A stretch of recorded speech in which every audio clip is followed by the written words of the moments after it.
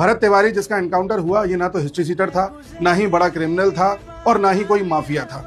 इसका जुर्म ये था कि ये अपने गांव के लोगों के लिए आवाज उठाता था। पिछले साल जवनिया गांव जो शाहपुर में पड़ता है, वहां पर बाढ़ आ गई थी, कई लोग विस्थापित हो गए थे। उन विस्थापित लोगों को जब सरकार ने जमीन दी तो वो और निचले स्तर पर दे दी थी, जिससे कि अगले साल फिर बाढ़ में डूब जाए।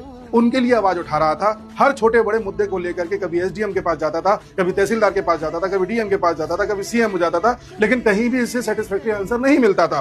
पुलिस तो इसकी बात बिल्कुल नहीं सुनती थी। ये इसका सबसे बड़ा जुर्म था। इसके बाद जब ये बार बार चक्कर काटते काटते फ्रस्ट्रेट हो गया, तब इसने हथियार उठा लिया, जो कि गलत था। इसके घर पुलिस पहुंची, इसके हाथ में हथियार था, लेकिन हथियार पुलिस की तरफ पॉइंट आउट नहीं था।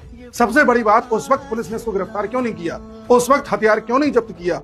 चलिए, उसके बाद जब पुलिस वापस पहुंची तो इसने पुलिस की तरफ शूटिंग करी और कहा कि तुम सब यहां से लौट जाओ, तुम किसी काम के नहीं हो, तुम सिर्फ पैसा खाते हो बाढ़ के नाम पर। इस तरह से इसने हथियार लहराते हुए पुलिस की तरफ फायरिंग करी, जो कि गलत था।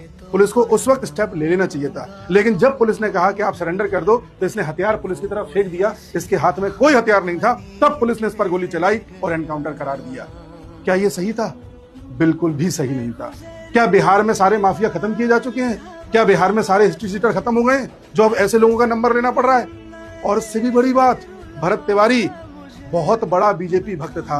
2014 में मोदी जी जीते, इसने मिठाई बांटी, 2019 में मिठाई बांटी, 2024 में मिठाई बांटी, और 2025 का फेसबुक पोस्ट है इसका। इसने साफ साफ लिखा है कि मोदी तो जननायक हैं, युग पुरुष हैं। इस तरह से मोदी भक्त न सिर्फ भरत तिवारी था, बल्कि इसका पूरा परिवार भी था, पूरा गांव भी था। और आज भी जब भरत तिवारी का एनकाउंटर हो गया है तो इनके पिताजी, इनके भाई और गांव के कई लोगों के ऊपर मुकदमा कर दिया गया है और आरोप लगाया है कि तुम कानूनी प्रक्रिया में व्यवधान डाल रहे हो। और सबसे बड़ी बात, पूरा का पूरा गांव कट्टर बीजेपी समर्थक है। अब इससे दो बातें सामने आती हैं।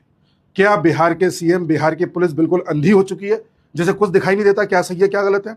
और दूसरी बड़ी बात, कोई मोदी का कितना भी सपोर्ट करे, बीजेपी का कितना भी सपोर्ट करे, उसकी जान की कोई कीमत नहीं है। दे देना देना एफआईआर। अगर इस तरह से कानून चलेगा तो आवाज उठानी होगी। इस तरह से सीएम काम नहीं कर सकते, पुलिस काम नहीं कर सकती।